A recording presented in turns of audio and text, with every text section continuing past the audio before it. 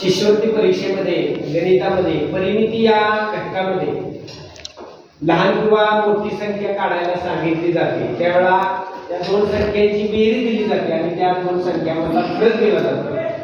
आणि मग मोठी किंवा लहान संख्या काढायला सांगितली जाते त्यावेळेला आपल्याला या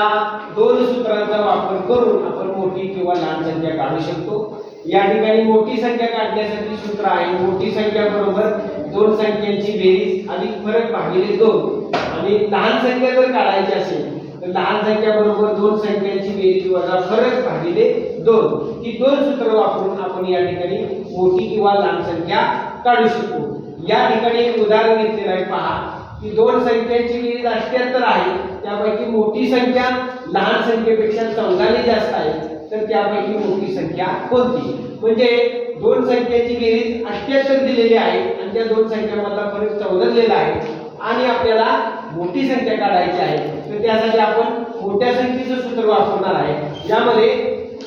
दोन संख्यांची बेरीज 78 आणि त्याच्यामध्ये फरक आहे 14 भागिले 2 केलं तर 78 अधिक 14 92 भागिले 2 केले तर उत्तर आलेलं आहे 46 म्हणजे मोठी संख्या या ठिकाणी 46 आलेली आहे।